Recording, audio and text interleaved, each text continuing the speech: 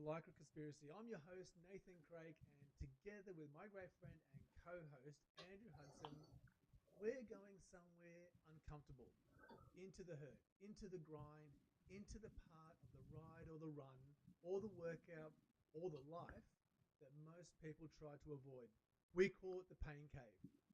But here's what today's episode is really about. The pain cave is not punishment, it's a portal, a passage, a test, a mirror. And if you're willing to stay in it, not sprint out of it the second it gets hard, you'll come out changed. So buckle in. Today is not hype or habit. Today is about the threshold and who you become when everything screams at you to stop.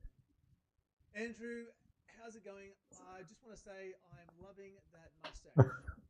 Just got to point that out to our listeners who may not be able to see Andrew, but Andrew has cropped the beard down to a beautiful handlebar mustache. Thanks, Nathan. It's great to be here. Yes, I'm slowly working my way into heading back to work on Monday, so I've gone just paring it back in stages to sort of mentally work myself into that. So, yeah, full beard one day, mustache the next, and I'll have that baby face ready for Monday. No, it looks absolutely beautiful. I love it. It's looking really good. This episode now, I know that you've got your pain cave set up. You've had experience in the pain cave. What's been one of your highlights? Like one of the truly painful rides or runs that you've been in? Oh, so I'm actually like sort of sitting just adjacent to my pain cave. Like my bike setup and everything is just to right of me. Hardest ride and things like that inside here would be the Uber pretzel. That was pretty full on. The PRL, is it up PRL? Full or uphill? Yeah. That is. It's a long time to sit on a stationary bike. Yep. So they would be two of my hardest. Today I managed to do the Sacre Bleu in France. Yeah. It's like 70 k's or something like that. It's like, the Three Musketeers route. It's double that. So I just tootled around for that this afternoon. So the only climbing you do is not so much climbing, but it's just a long time to be sitting there. So yeah. So this is that's one of the French routes. That is. I've not done all the new routes that they launched a little while ago. Well, that was the last badge I had to get. Yeah. Okay. You got it. So I got that. Was one of my goals to get that ticked off before the end of the holidays. While France is obviously really active in Zwift at the moment, so it was to let's get this done and get that out the road. So nip that in the bud this afternoon. Wait, so that was 73 kilometres. About 70 something close, 72 something like that. So they're probably my hardest rides in my pain cave would be things like that.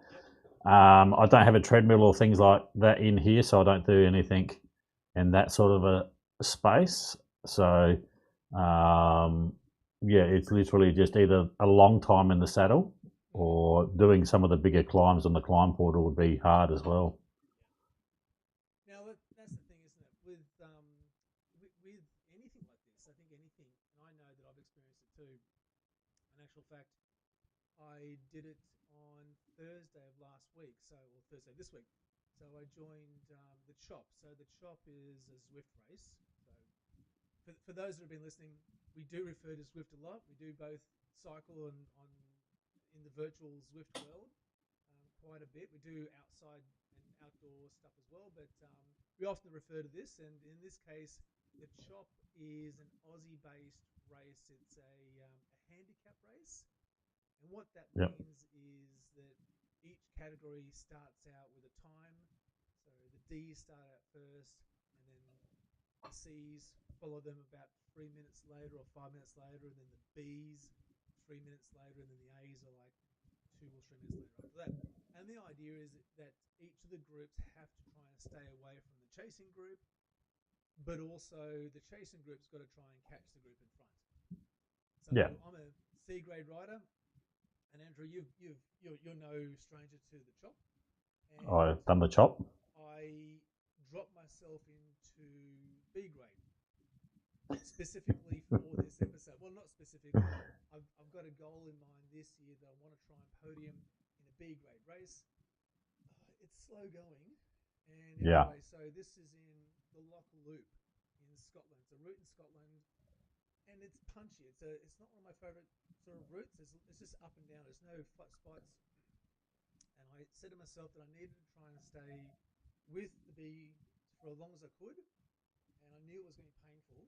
And I did okay for like the first half of the first lap, Yep.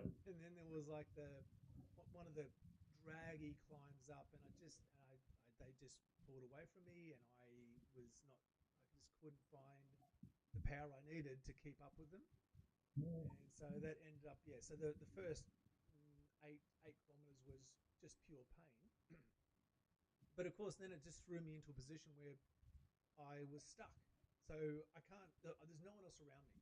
And eventually, there's a few other riders, other B grade riders that had dropped off, and we bunched up into a group, and then we picked up a couple of C graders as we progressed through the ride. And this is a 30K race, so it's not big in terms of the amount of effort, but it certainly is painful.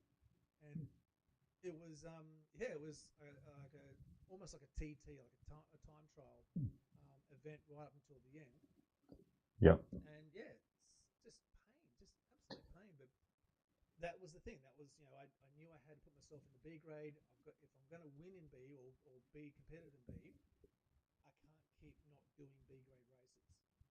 Yeah. And so I did that on Thursday, and I came 33rd out of 54. That's all right though. I mean, it is as you say. You've got to push yourself to that limit to be able to sustain it in that level of the race.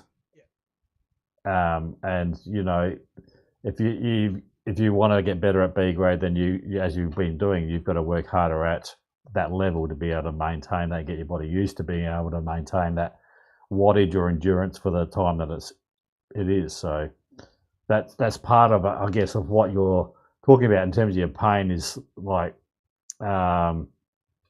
even with the things that I do in my rides, I did the Ven 10 the other day, which was a climb, and it was just a really grindy sort of a climb. The first couple of Ks aren't too bad, and then it's just about 7 or 8%, and it just goes on from that. And was talking in our chats in our race group because there was another guy in there, Ryan, who was thinking about doing it, and he's going, "Oh, it's so far," and I said, "Yeah, but each one of the little legs in the segments is like just under 2Ks long, so it's 1.9 or something like that. So you just, as we've talked about in previous things, you break it down into goals. And so for me, it was just like, just do that 2Ks and then get to the next one. Do 2Ks, get to the next one. And you just basically tick off the route like that.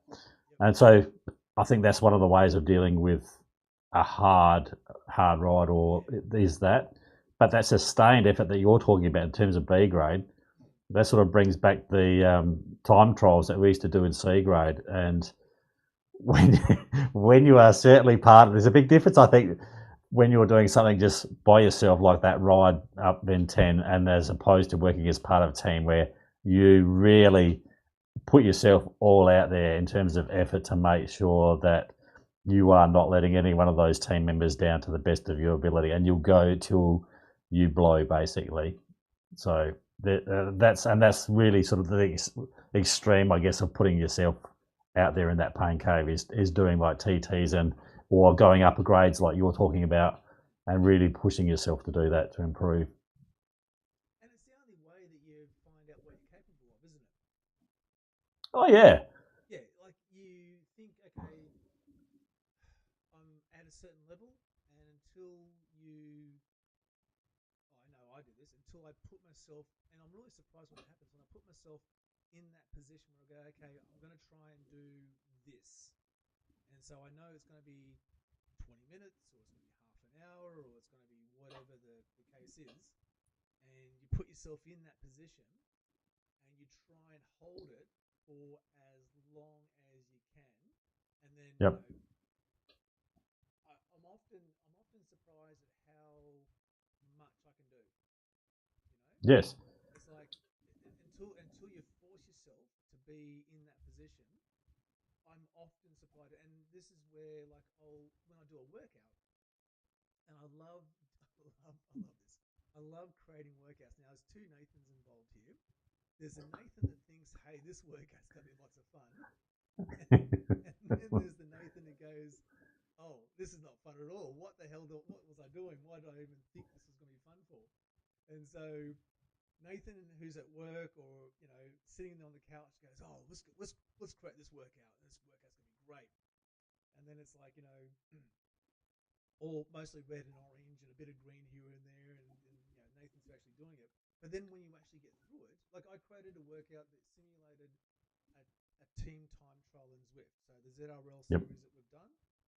And so essentially, it was a sustained effort for 1 minute at 350 watts. Yep. 350, 380 watts, and then for the next 5 minutes or 4 minutes, it dropped down, and it was a ramp up again, back up to like 280, and then boom, another full minute at 350 watts. And Yep. so it was, and I did that. And so the first time I did that, I had it a bit too high, so I adjusted a little bit and brought it down because I just couldn't complete it. But then suffered through like 50 minutes of this, and it was got it done in the end. I like how you've kept going with it too, though. That's the good thing about that. Yeah, That exactly. you one that you've put yourself out there, that two that you keep pushing yourself to see that through, to see through completion. So Well, as I said, that's where you find what you're capable of, or at the point you're going to throw up. It's one of those. And look, don't get me wrong. I mean, I've often quit out of workouts I've created. I've got a whole bunch of workouts there, and I've just gone, oh, stuff this. I couldn't be bothered. But then there's times where you hold on, you grit, and then you just go through it, and you get it done, and it's good. But I mean, it yeah, applies it applies to anything though. It's not just sports and stuff. But it applies to lots of things, not just pushing yourself at life, especially when stuff gets hard. Life, you know, tough conversations. Again, you don't want I shirk away from it. I don't like having you know hard conversations, especially when I was working in IT. Well, I work in IT now, but when I was managing large teams, and you might get this too, Andrew, as well. You're managing large teams, and when a team member isn't delivering, they're not doing what they're meant to be doing, or they're doing it but it's a bit half-assed. And then you got to have that hard conversation with them about, okay, you got to do better. You got to stop, messing around. You got to stop, being a bit of an idiot, and yeah. you get the job. And no one likes to have that conversation. No one likes to be on the end of that conversation either. So, but you No, got to no, do it. you do, and I've got to do that probably in the next few weeks. So, at the end of our first semester, we get all of our grade data, like all the students' grades from the semester, and then part of my role is to look through all of that and see what irregularities come out of that, or if there's patterns there and things like that, and then potentially, you might have a conversation you've got to have with a teacher. If you've got three teachers who all teach year 8 woodwork or whatever, Yep. and you've got one that's grades are completely different to the other two, or Exactly. Yeah. then you sort of have a conversation, and you might be saying, oh, okay, well, what is that? It could be something that they're doing. It could be something that the other two are doing. It could be the cohort of kids that are in the class. So Yep. it's about trying to dig deeper and delve deeper into that space. But yes, having that conversation with them can be quite uncomfortable, and you got to put yourself, out there in terms of differentiate yourself. It's not about a personal attack on them or from you or anything like that. It's this is the job, and this is I'm here to do a job, and this is what I got to do. Difficult situations. Yeah, And no one and likes them. I don't. no, And I don't like being on the end of those conversations too. And that has happened in the past. And it's the same. yeah, With running, it's the same with gym. Going to the gym, we've Sharon and I have had the same conversations. She keeps me honest. I keep her honest. yeah, And even when you think you failed, and like we've both experienced this. When you, especially in a race, so ZRL, which is team racing, and you've got 6 or 8 guys there, and everyone's trying to do the best they can for everyone else. Yep. And when you feel like you've not done the best, like you really wanted to, you thought you could, this was a good opportunity to demonstrate you could, you'll get the points, or you can lift the team in a team time trial or something like this, and all of a sudden, it doesn't work out. You don't get the points, you get dropped, and Yeah. you feel like you let everyone down. But again, that's that part of that whole, facing that pain point, facing it, and then pushing past it and going, okay, well, let's try again. Let's not give up. Let's just keep pushing through it. Yeah, I think that resilience that is needed as part of that is, to pick yourself up when you aren't doing that well, and to have another go, and to have another go, and you have another go, and it's acknowledging that everything, and we've talked about this in previous episodes, where things don't always go to plan, they don't always do pan out the way you want them to do, but it's about sort of being able to dust yourself off and go, okay, well, tonight wasn't my night, sorry guys, and acknowledge that, and then go, right, you do your training again, and you do everything else, and you're for the following race next week or whatever, and go again. Hang on 1 second. I think that audio issue I mentioned earlier On you or me? on me is coming back. Hang on 1 second. So just a heads up, host has no sound. I reckon that's me, and that was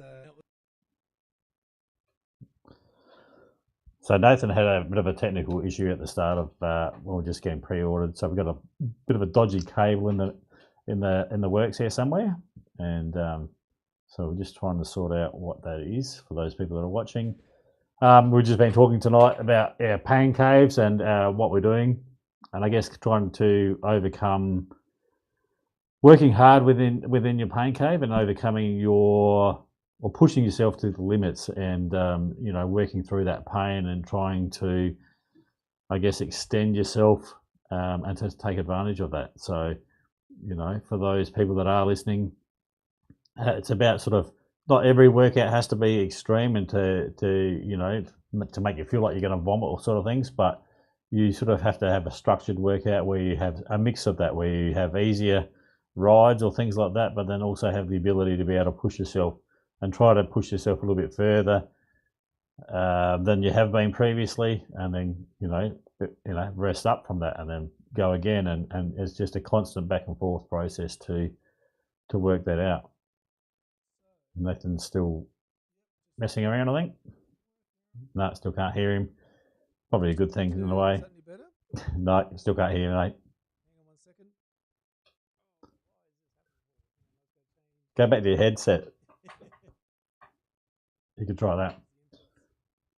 So for those people that are looking at on YouTube and watching on YouTube this evening, I think we've got him back now. Can you hear me now?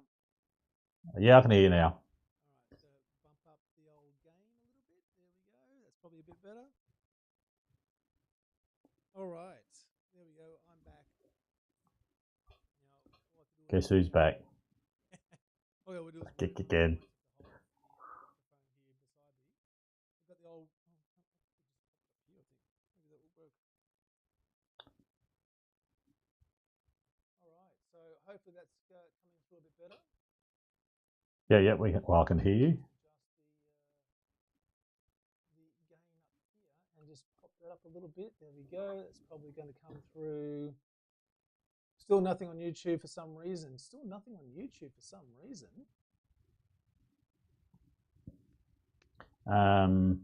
It might just be taking a moment to come through, but hopefully it's still there. A few seconds. Do you have your phone there? Do you want to do a quick audio check, and we'll obviously edit all this out? No, I've got it on YouTube. Yep. So you can hear me coming through on YouTube okay now?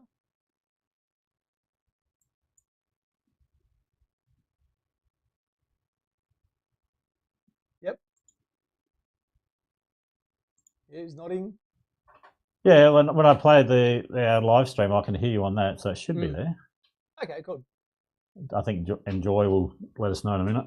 Enjoy. Well, hopefully Enjoy will jump in there and tell us that we've got that sorted out. So, but thanks for letting me know. I was worried that I could see audio coming through on my microphone, but obviously it wasn't coming through. I can hear Nathan, but it's low. I've adjusted the gain up a little bit, so hopefully that's going to be a little bit better. Enjoy. Thanks for joining, by the way. We appreciate that. Yeah.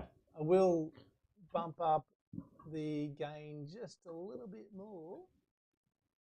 It's a very good title that she's got, Enjoy the Suffering, because, I mean, that's what we sort of, you got to embrace that. Yeah, yeah, exactly. So clearly that's a part of it. I can tell you the first time that I did the AWST, I know I've told you the story before. So the AWST in Victoria, it's a 250-kilometre ride. It's 5,000 metres of climbing in one day. And this is across 3 mountains in Victoria. So we've got Mount Hotham, we've got Falls Creek, and we've got Twonga Gap. Now, Twonga Gap is probably the smallest of the 3. It's not very big at all. But certainly, combined with the other 2, it's a significant day in the saddle. And for anyone that knows the back of Falls Creek, there's a particular turn, there's a particular corner called WTF corner, which stands for What the Fuck Corner. And it's essentially that, because up until then, you've climbed over Hotham, and it is what it is. Like, the climb is a climb, and it's not that bad. You go down, you go through Omeo, you go around the back, and then you hit this corner where you've got a 10-kilometre stretch at roughly an average of about 10%. And so this is about, after about 180 meters, 200 meters of climbing, and then you've got to hit this 10K stretch where it's just nothing but pain. There's nothing, like when they were telling us about this, so that you had to have done sufficient rides and give evidence that you could do this kind of ride before you attempted it. So they wouldn't allow you to sign on until you could prove that you'd done earlier rides of similar distances and you could justify that you could do it. And the reason is because there's absolutely no support around that back section. So there's very little mobile phone coverage. There's no support wagons. There's no towns. There's no one's coming to get you. Yep. And so they tell you, like, you basically load up with a small, kit, like a kit bag of mechanical equipment that you can use to fix chains, change tires, fix gears, all these sorts of things. Yeah. And I remember going up, and so it's about maybe somewhere around 1:30 in the afternoon. Now, this is in the Australian summer. Admittedly, we're in the mountains, but it's still hot. So yeah. It's getting up towards maybe 30 degrees, 35 degrees as we start to head back up the mountain. It's going to get a little bit cooler as we get towards the top. That's understandable. But to give you a sense, one of the towns we went through towards the very end, it was sitting at 44 degrees Celsius. Now, I'm sure it's about 110, somewhere in there, Fahrenheit, I think it is. Something like that. Yeah, it's insane. It was absolutely insane. And I remember just walking. Well, no, I didn't walk up parts of that climb, but I do remember getting off my bike about 5 times and just sitting there, just standing there. And there's no water stops. There's no team cars coming past with Bidens of, cool water, ice cold water. There's just nothing. And so I had whatever water I had, and I was running really low. And I remember that Raspberry Hill, which is the next water stop, was about maybe at this point still about 7 kilometers away at 10%. And man, talk about pain. And then there's no shade either. Like, there was trees on the side of the road, but the sun's basically just overhead, and it was just pain. And I remember riding past other riders,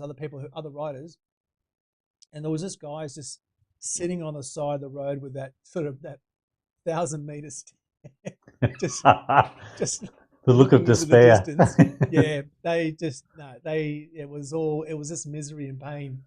And then getting up towards Raspberry Hill, and I finally got to Raspberry Hill, and yeah, just the amount of just broken bodies just sitting around. It was Did you incredible. enjoy it though? I enjoyed it after I finished it. There's no question. Yeah. It's one of the best things I've ever done. One of the best things I've ever done. You know, we started out at 4:30 a.m. and it took me just under 12 hours to complete it. You know, so That's a massive ride. the fastest guys did it in about 9 hours. You know, and like all right, and fair to them, like fair effort to them. If you're used to doing that kind of climbing, if you're used to riding that kind of distance in one day, absolutely. And I was stoked that I got it done under 12 hours, and it was a real push.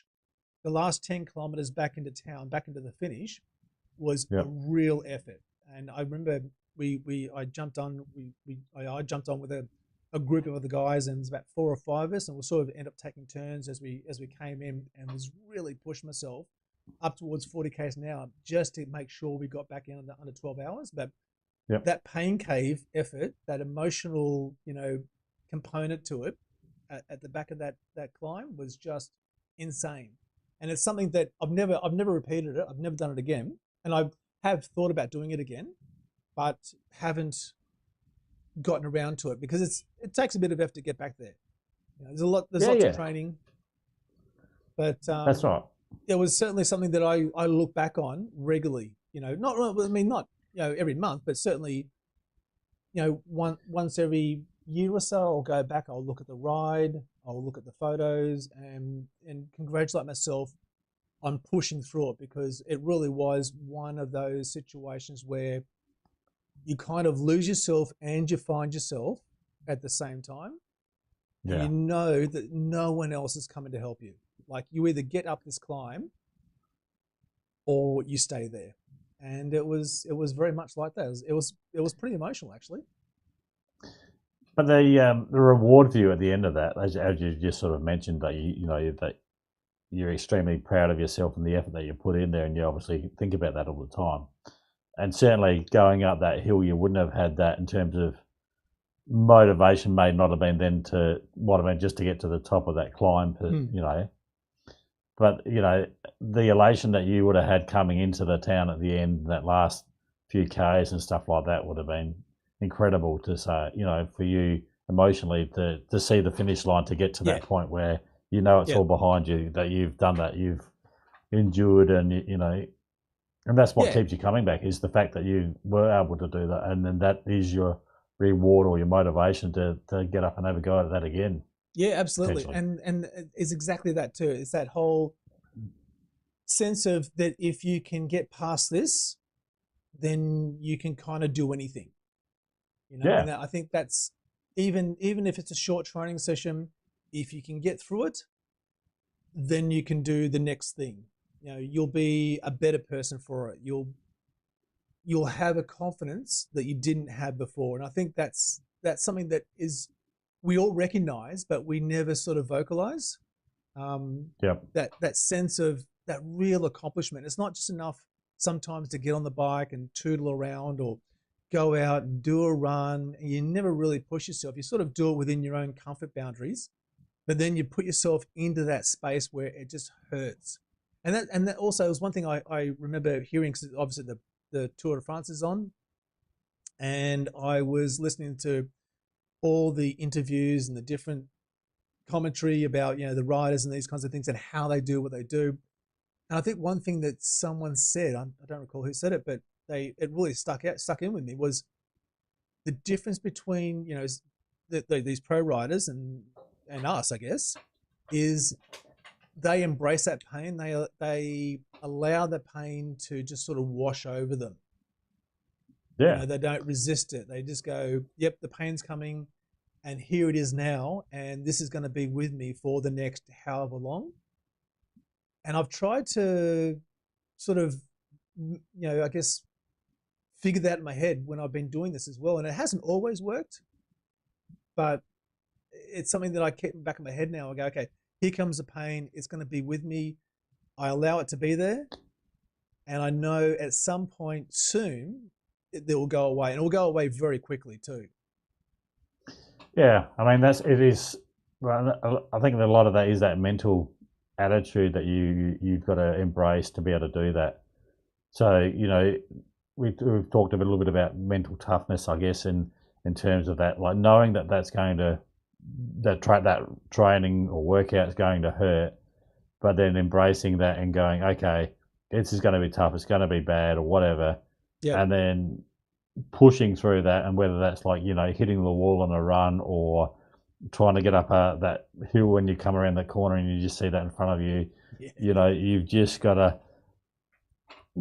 mentally go, okay, well it is what it is, and as you say, you've got to pedal to get there. I've got to get that to that point, or I've got to get to the end finishing line because that's where the car's waiting for me, or I've got to get to wherever. You've just got to.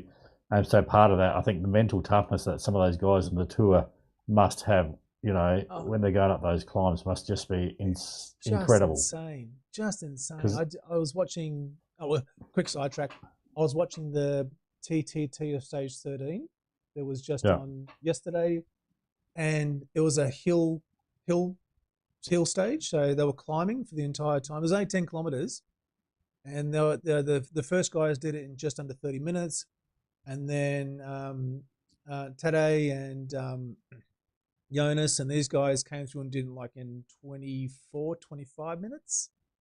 But the effort and the pain they must have gone through for that 25 minutes and by themselves is just, it's insane. It's just something I can't even get my head around, No, but even on the stage before that, which is where Horticum, is it? I think that was where they were climbing. Yep. And Tadej just basically dropped vinegar, just like left him standing still and just mowed it away from him. Like his legs must have been absolutely screaming at him for that. Yeah. And that mental toughness to be able to know that you can do that. And whether he's done that, like, we've watched him in the past tours and stuff like that where he's been able to do things like that. So whether he now knows, I can push myself to those extremes, and mentally he's got it up here that he can just do that. But like now that you've done that ride, you can know that you could potentially do it again. Yeah. Like he's done that and he knows that he can do that again. And that, is just insane, that mental toughness that you would have to be able to do that time and time again. Yeah. Yep. And it's so different to, I guess, everything that happens today. Like the way we're built today, it's all about quick fixes, instant gratifications. If you don't like it, stop. And it's such a contrast to what we're talking about, and that whole deliberately putting yourself into a really, really difficult situation for a period of time. As I said, it could be 10 minutes, it could be half an hour, it could be an hour, it could be 12 hours, and suffering through that, but knowing that eventually it will end. And the person that's there at the end is, I think, far different to the person that started it. Oh, for sure. And I tried to. I remember taking my son up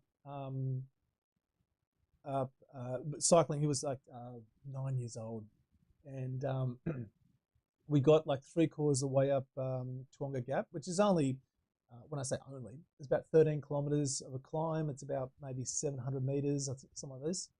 And it's not easy by any stretch, but he got to within 2 kilometers. I remember saying to him, if you can make it to the end, you can do anything. Everything from there on becomes easy. Well, it doesn't. It becomes harder, but you know that you can get through it. And the fact that he got 2Ks to the end was just insane. It was just really an inspirational moment. And one that I hope that he remembers too is he goes through and approaches difficult situations, knowing that if he could do this, he can do that. And it's a really powerful thing. Yeah, and I think that pain doesn't necessarily have to be in a singular effort too. I mean, it could be a week's workout. Yeah. So it might be a volume thing. It could be. A single ride, like most of what we've talked about so far has been a single ride or a single workout or a single event. But it could be if you're training for a particular event like your Audax one that you mentioned, you would have had lots of training episodes up until that point to get yourself in that space. And there would have been weeks in there, I would imagine, where you would have a high volume of Ks that you had to get through or things like that. And mentally, you've got to have that toughness in there too to be able to know, yeah, I've got a really heavy week coming up and I've just got to basically push through to tick off those Ks or get that mileage under my belt or whatever that is, to be able to get to the next stage or the next goal and work your way up to that. So there's going to be periods of stuff where you're going to have to, I think, work hard, and then there's going to be parts of that where you'll have an easier week and, you know, to give your time and your body time to adapt. But it's always trying to build that toughness and that hardness in that. It's almost like laying bricks in a wall, like that first brick, and then and then the second brick goes up, and the third brick goes up, and before you know it, you've built this, you know, this amazing thing, and it just takes that first brick, and then if you can do that, and then you put the second brick in, if you can do that, and then the third brick in, if you can do that, and then that's how it builds. And before you know it, and you know this, I mean, before you know it, you've achieved these things that you never thought you could achieve, and it's just, you know, it's just a matter of accepting the pain. Now, don't forget, we have our Discord channel. Join in the chat with others and share your experience, your journey, and tell us your pain cave story. And we'll feature the best one we got in next week's episode. The link to the Discord channel is in the description of this video. Now, the psychology of suffering. I love this. This is fantastic. Now, most people misunderstand pain. I do, because it hurts. Yeah. You know, we fear it, we resist it, you know, we see it as failure. But enduring pain with the intention actually rewires how we see ourselves. And this is what we've been saying, you know, pain is a mirror. The person that, you know, you are before you start something that's fairly epic is not the person that finishes it. No. You know? And but I think I think you know, even if you don't succeed in that, say you do get halfway through that and you basically are spent and you have to pull up stumps or whatever, you know, I think you still are coming out better off than if you had not attempted that at all. Yeah.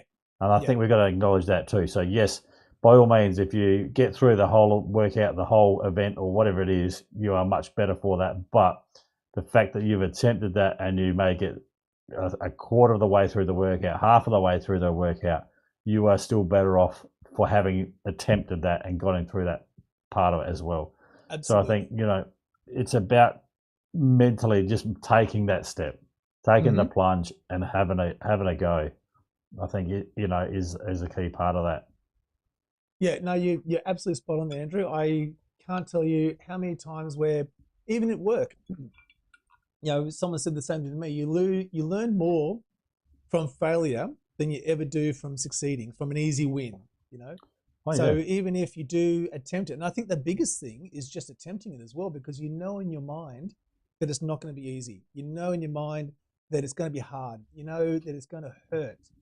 You know that it's going to take time and effort. And even to start it is fantastic, because the amount of people that just that talk themselves out of it is insane. You know, it's only a very small percentage of people that actually go, okay, they draw a line in the stand, they're going to attempt something, they're going to do a marathon, they're going to do a run, they're going to do a park run, they're going to go and get started at the gym, you know, they're going to go start walking with friends. And the amount of people, I would think, that don't even make it to the start is huge. Would be huge. Yeah. It'd be massive. Even my ride this afternoon, like there was plenty of times where, like I had, one of my sons was sleeping in the back room this morning. So it's like, okay, can't go out there early and get the ride out the road because he's sleeping in the room. So, you know, you sort of pushed it back already from that. And so there's the first excuse for the day of, you know, not doing it. And then it was, you know, we had something else come up and a few other things come up, and it's like, right, I've got to get this thing done. And I looked it up, and it's going to be like 70 Ks. So if you mentally start working it out, 30 Ks an hour, if I can average that, there's 2 hours on the bike plus the little bit at the end. Okay, so I've got to have a 2 hour window that was close to lunch. Okay, we can't do it now because it's going to run into lunchtime. We'll do it after lunch. And then, after lunch comes and then it's like, okay, we're going to do it now. And so it was just a series of things until eventually I got to the point where Amanda had gone off and taken one of my other kids to a birthday party, and there was like a window of time between there to when dinner time was on. It's like, right, this is the window. I've got to get on there and just basically do it. Yep. And walked out and then hopped on the bike, and it was like, okay, we'll start and just sort of see how we go, and did a bit of a reward in terms of I bought myself a nice fast set of wheels and things like that in Zwift, because that makes all the difference. It does absolutely. Here. Oh yeah, and so and I thought I'll just tick around and just ride through it, and you get there and you get it done, and it's surprising. Like we were saying just before the show, you do find it surprising when you do achieve it. You do think, oh my God, it was painful, but I got it done, and I got to the end, or I completed whatever it was that I was trying to do. And there's this real resilience that kind of starts to build. And you think, oh yeah, okay, well if I can do this, then I can do that. And one brick, second brick, third brick. Yep. Before you know it, you're there. Starts building up. Absolutely. Sorry, go ahead. So disappointed that all the pace partners, as I was doing that ride, because I had like the coffee stop. So I thought, I'd love just to have that little 3-minute spell, and they either all went past me in the opposite direction or the timing was out. So I'd come out on the same loop and then they'd be 5 minutes behind me or something like that. Yeah. And so it never lined up. And so there was some poor guy right at the end who just happened to be doing like sort of equalish watts to what I was putting out. Yeah. And so I just hit the button and just like, sucked his wheel for 3 minutes. And it was like... anything that you can do. I just needed that little bit of a break, and then away I went. So yes, thanks for that little toe along the line. No, exactly. And it's all those small things. It's like the when I was cycling outside in the Audax, it's even like a cool wind that comes through, and you go, oh, and that just gets you through the next 5 minutes.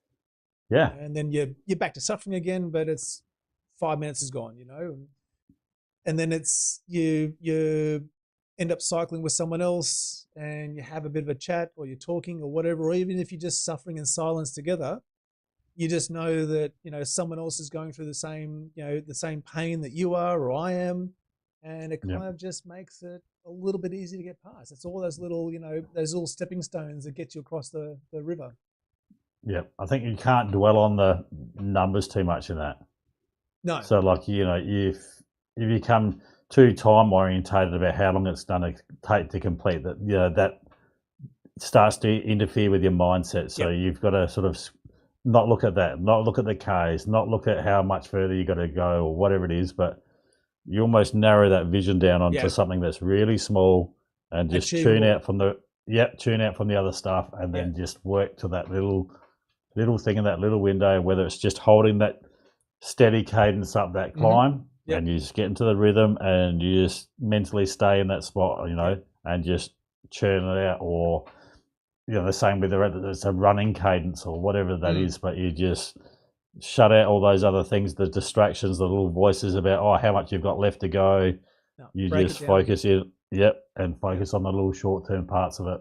Yeah, exactly. It's like I'll do this for the next minute, or like you were saying before at the start of the show, just break it down into 2 kilometer, segments, chunks. Yeah. And it's easier to do 2Ks than it is to do 200. Yep. But you keep doing 2Ks, and eventually you get to 200. Well, 200 is a lot, but 70. Yeah, but that's right. The logic's there. That's it. You just tick off the little milestones. You just keep eating away at and like your metaphor with the bricks in the house, eventually you get a house. Yeah. You just got to start with that first brick. Yep. I've got a question for you. Have you ever done like a cold plunge, like an ice bath? I have not. No. I've come close, and there's a guy called the Ginger something or other. Yeah. And I somehow got a hold of him. He's got like a bit of a social presence, and you can get like plans on how to build like the whole thing out of like a freezer and what pumps to buy, and like a nice bath, all those sorts of things. Yeah. And so I got to the point of looking into that whole thing and had the sort of plans of what I needed to buy. Yep. But no, I never actually have done it. I've gone that far. But I know you have. I have, yes, and that's another example of pain. Man, that was, what was it, 10 minutes? That was the longest 10 minutes I've ever done, I think, in an ice bath. But again, it's that controlled suffering. That it's going to be for 10 minutes. I had a big timer at the end of the bath, and I knew, you just got to count it down. You just got to stay in that zone, stay in that suffering position for 10 minutes. And then, you get to the end of it. And I tell you what, I was bloody happy to get out of that bath. That's for sure. I don't know how you've done that, because I can't even stand a cold shower. Yeah. No, I don't like cold shower either. No. I don't know whether there's a difference between a cold shower and like your ice bath, like mentally. I know they're both cold, but you know what I mean? Yeah. Like once you're in a bath, you're sort of in it type of thing. I think that's the difference. Maybe the cold shower might be harder. Yeah, whereas the shower, there's it's easy just to take a step and you're out of the stream or whatever. I think it's also the fact that not all of your body's wet and cold. Parts of it are warm still, and and then it's like it's a shock. It's a continual shock all the time as different parts of your body get wet and cold, as opposed to just dunking it in. But I do watch a lot of the those videos on Instagram, and I think maybe because they've got those really nice portable and sort of inflatable ones, and they're cheap, and you can just pop them up anywhere, and just they've got a cover on it so they kind of stay cool when you're not using them. And I think to myself, I probably should get one of those. I did the same. Yeah. Especially in summer, because summer it's so hot. Like you come out and the fan's just blowing hot air at you, and you just want to get off and cool down, like really, And so I think that's where I sort of started, like looking into it. But just to sort of come straight out of that and then just plunge into some nice icy cold water and sort of cool down. But I never got there. No. Yeah, look, it's all about gradually moving. Small steps, mate. Small steps. That's what I was looking for. Small steps. You don't have to go and do everything all at once. No.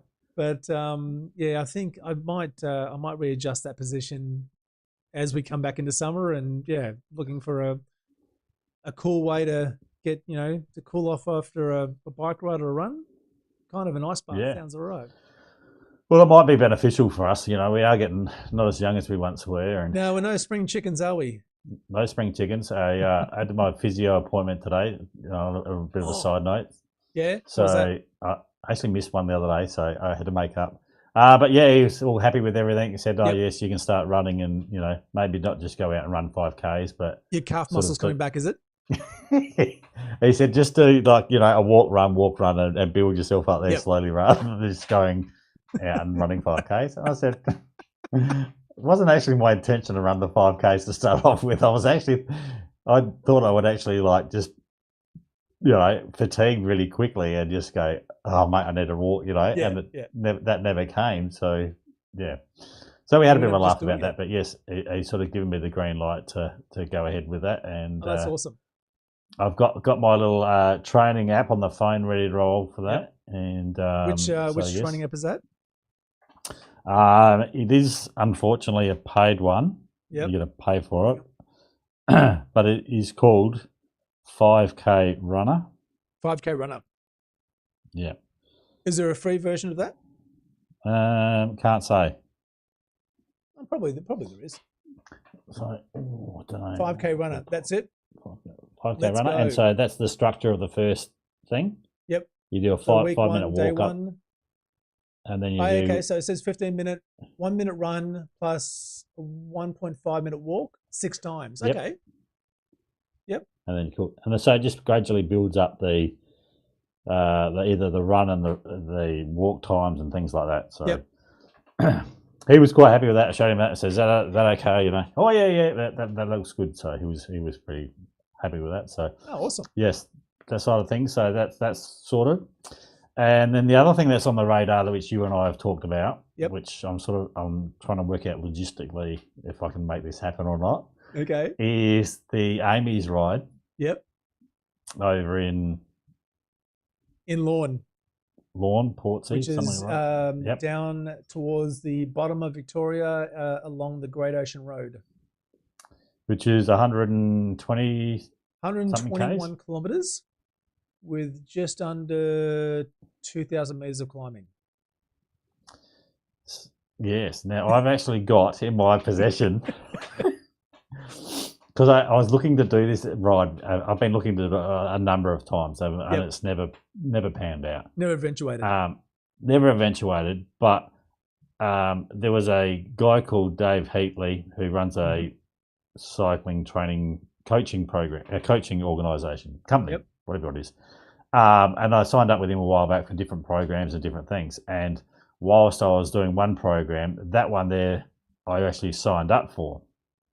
And so I've actually got the 20 weeks of weekly training modules to go for that event. Oh, okay. So, in week 20, you would do, rest day here and do this here and then do this. And so there's a structure for the whole week. Yep. And then you go to the next week and the next week and the next week and so on and so forth. So that is something that I am looking to potentially do as a bit of a way of, I guess, building back up to that event, is trying to then have because that works for me. That's my small bricks, is those weeks. Yep. Day to day or week to week, and then gradually build that up. If I know that if I follow that program, that I'd be in a lot better place in 20 weeks' time than I am currently at this point in time. Okay. So there's my duration type of thing, and having that's the program. So now that I actually know that I still have that and I've dug that off the computer somewhere, I'll fish that out. Wait, so is there 20 weeks between now and then? Oh, I got no idea how many weeks it is. I was going to have a look today on the calendar and I didn't work that out. So whatever it is, I'll go from, I just basically work backwards from the end training program. Yep. So I line that up with the date of when the ride is and then work my way back. And if it works out that there's only, 18 weeks or 17 weeks, then I just start at week 17 and go from there. Oh, okay. Do you get what I mean?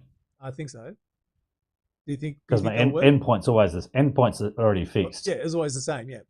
You just take off the starting weeks or whatever you've missed and so just launch straight into it with a dodgy car. Yeah. Just go into that. That's right. What's the worst that can happen? Well, I've done a few rides over the last couple of weeks, so you know. You feeling good? Yeah, I'm feeling all right. Bikes are right. You don't use that particular calf muscle I pulled. Apparently, you don't use that on the bike. No, that's right. You don't. Yep. So I even when I had pulled it, like I could ride and wouldn't have any issue on.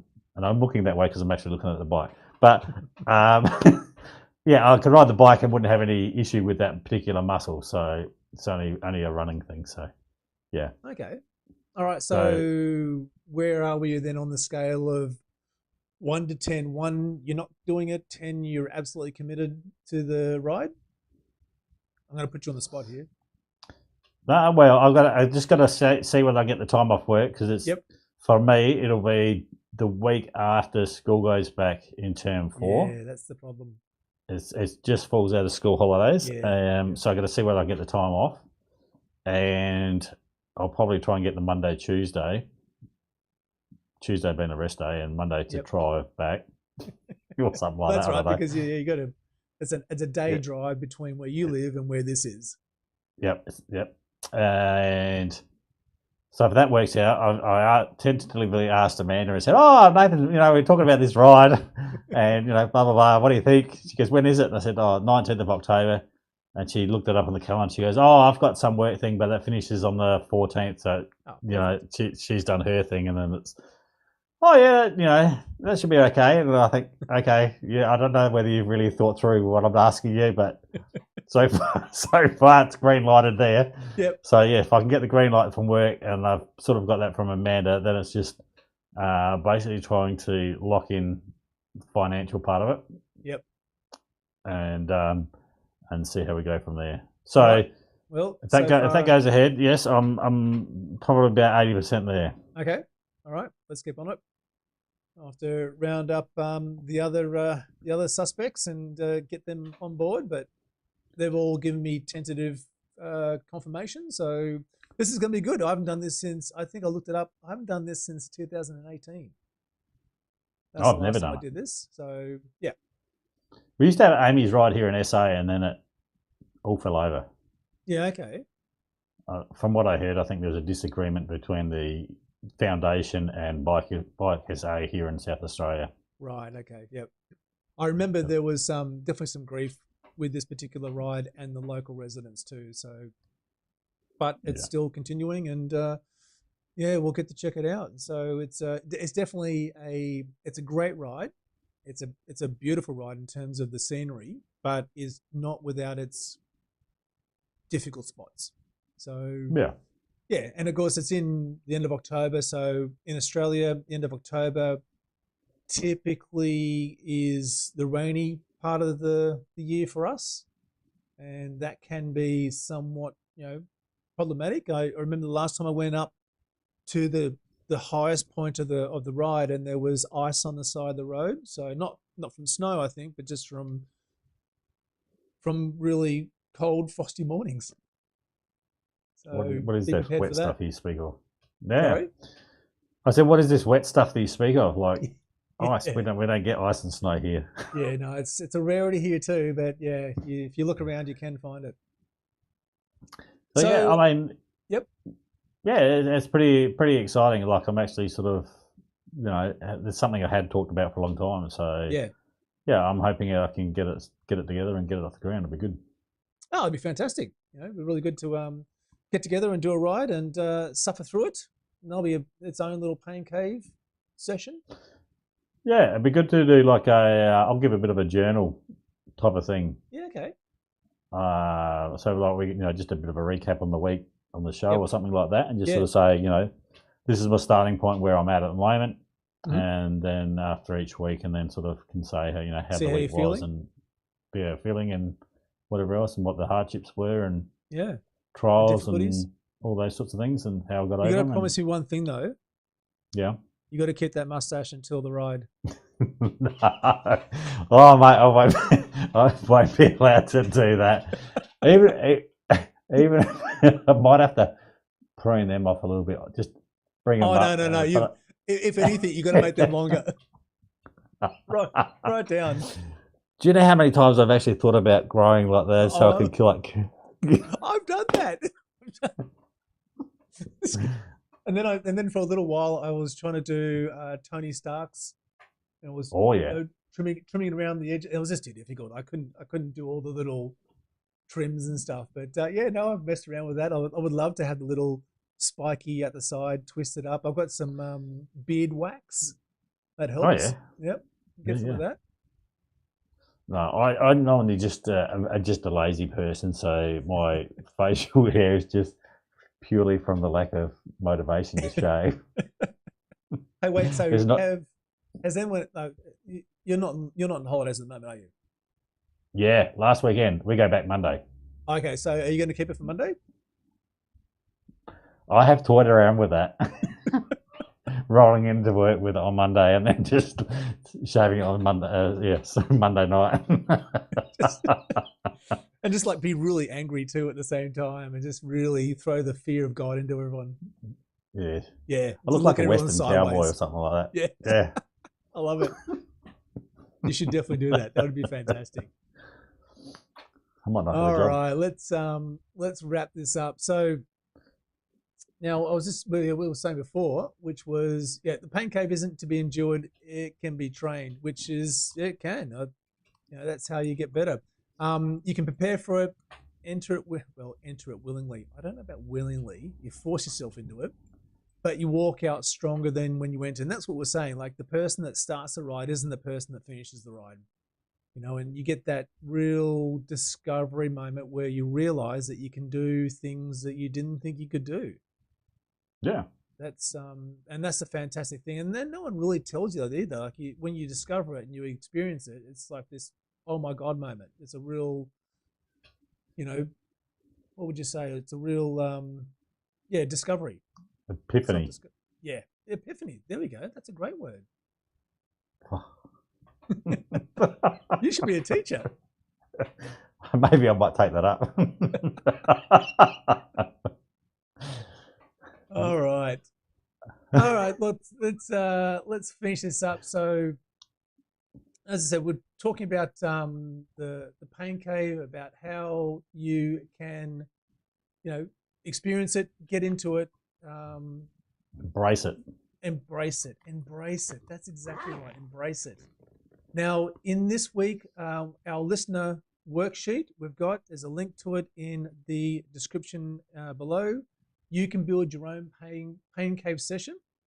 So it will take you through how to set up that. So a threshold session, physical, mental, and ritualized. You can track your outcome and you can celebrate your survival. So you can definitely check that out.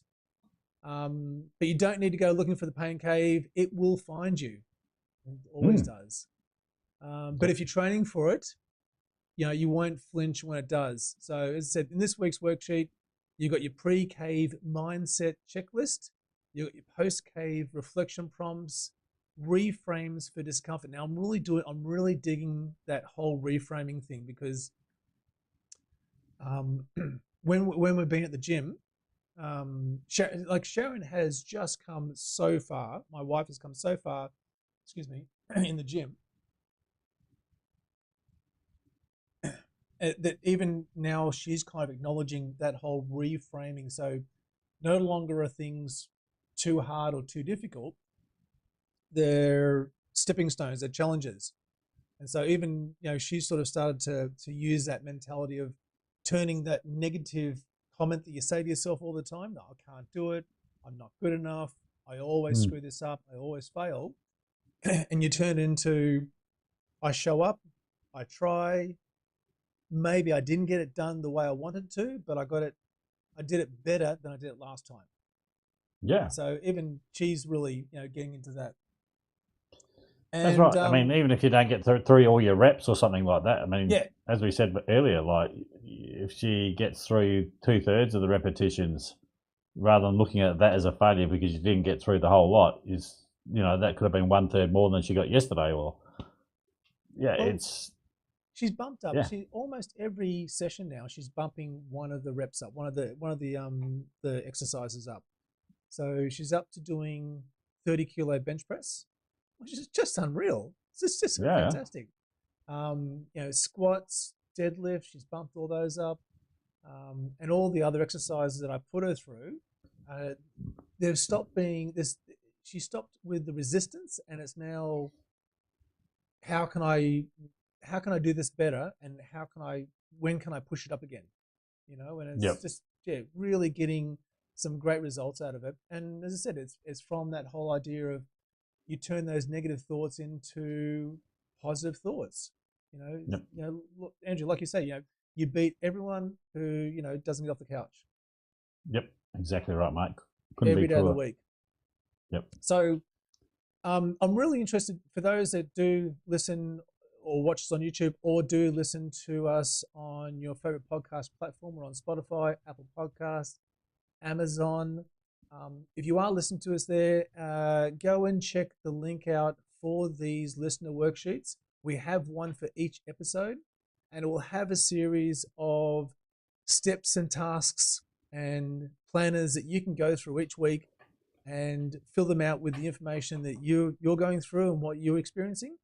And I'd be really interested to see what people think about them, whether they work, whether we can adjust them, whether we can change anything about that. And share us. Like if they're helping you, we'd love it. Yeah. And if you find that they are helping you, share this video, share this podcast with someone else, not just because we want you to share it. Well, we do want you to share it, but share it because you think that someone else could benefit from it.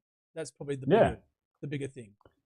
Yeah. So if you've got someone that can benefit from this, send them this podcast, send the link to it, and see if this can help out. That's right. All right, mate. I think we've nailed this one on the head. let's wrap this up and bring it home. So, what you call suffering today might become your strength tomorrow, because pain is not just something to survive, it's something to transcend. Oh, I like that, transcend. If you felt something today, if this has hit you deeper than just training, then share it. Not because, yeah, as I said, not because it's going to help us grow, but because there's someone else out there who is going to, who needs to know this, and they need to know it's survivable. So in next week's episode, we've got a bit of a sharp pivot, because we're not going to talk about just sorry, 1 second. Hang on.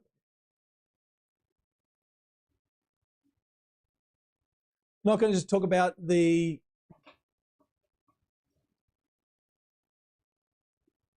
what we've been talking about, the motivation, the strategies. This is going to be just as powerful. This is going to be, don't trust the scale, trust the system. So we're calling out measurement obsession, and we're going to show you how to track progress without destroying your mental health. Now, I know, Andrew, very quickly that I can get obsessed with measurements, body measurements.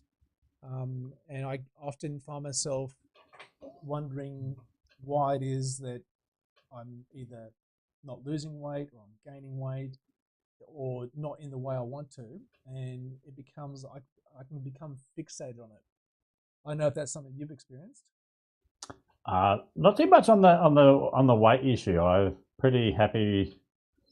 Like, I'm comfortable with that. I certainly know, and I'm aware that if I was to lose 10 kilos or 15 kilos or whatever, that it'll be much easier for me to climb up a hill, and or if I can hold that power, to put that power to that weight ratio would be better. I get all that sort of stuff, but I've never sort of been fixated by that per se. Like, I like numbers, and I certainly am a bit of a data freak in terms of, I got all sorts of metrics that I look at, but I don't dwell on them as such. Yeah. So I use them as a tool, and that's all I do.